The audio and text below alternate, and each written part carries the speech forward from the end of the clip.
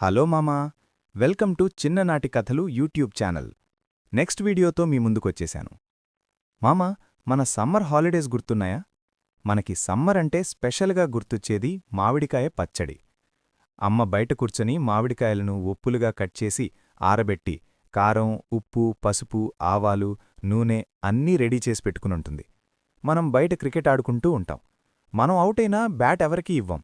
అలా ముండిగా ఆడి అయిపోయాక మళ్ళీ ఇంటికొస్తాం. అప్పటికి అమ్మ మామిడికాయ పచ్చడి రెడీ చేసి పెట్టుంటుంది. అదంతా ఒక గాజు డబ్బాలో వేసి గాలిపోకుండా పైకి ఒక గుడ్డ కట్టి పెడతాం, పచ్చడి ఊరేంతవరకు. చివరగా పచ్చడి పెట్టిన గిన్నెలో కొంచెం అన్నం వేసి నెయ్యి వేసి కలిపి ముద్దలు చేసుకుని తింటే ఆహా, ఆ రుచి అసలు సూపర్, మరచిపోలేం. మీరు ఎంతమంది ఇలాంటి జీవితాన్ని అనుభవించారు? మామా, మన సమ్మర్ హాలిడేస్ గుర్తున్నాయా? మధ్యాహ్నం సమయంలో పెరుగన్నంతో పాటు మామిడికాయ ముక్కలు తినడం, ఆ రుచి ఇప్పటికీ మర్చిపోనేం కదా. బయటికి పోదామంటే అమ్మ ముందు కొంచెం విశ్రాంతి తీసుకో, సాయంత్రం వెళ్ళి ఆడుకో అని చెప్పేది.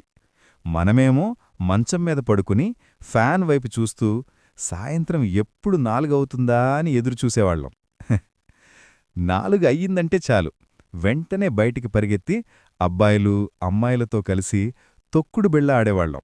నవ్వులు, సరదా, అలసట తెలియకుండా ఆడేవాళ్లం. అలా అలసిపోయాక దగ్గర్లోని దుకాణానికి వెళ్ళి 5 రూపాయల రస్నా పానీయం తాగడం, ఆ చల్లదనం ఎంత మధురంగా ఉండేది. తర్వాత అందరం కలిసి మామిడి చెట్టు దగ్గరకు దొంగతనంగా వెళ్ళి తోటమాలి నిద్రపోతే మామిడికాయలు కోసుకుని ఉప్పు, కారం పొడి వేసుకుని తినేవాళ్లం. ఆ పులుపు, కారం కలిసిన రుచి అద్భుతం కదా. కొంతమంది తాటిముంజులు కోసుకుని తినేవాళ్లు.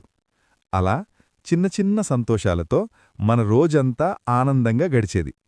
మీక్కూడా ఇలాంటి చిన్ననాటి జ్ఞాపకాలు గుర్తొస్తున్నాయా? మామా, మన సమ్మర్ హాలిడేస్ గుర్తున్నాయా?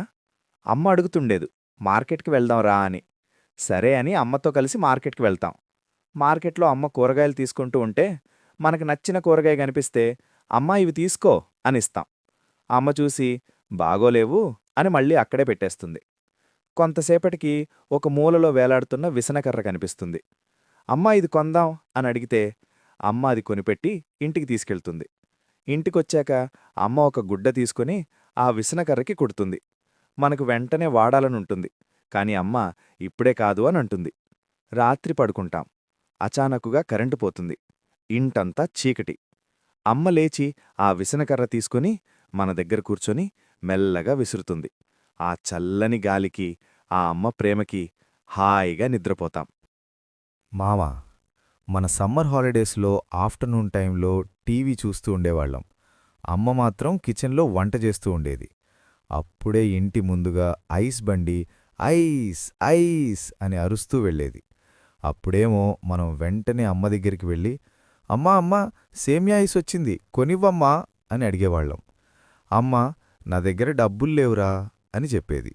కాని మనం వదలకుండా నాకు కావాలి అని ఏడుస్తూ ఉండేవాళ్లం. చివరికి అమ్మ సరే తీసుకోపో అని 2 రూపాయలిచ్చి పంపించేది.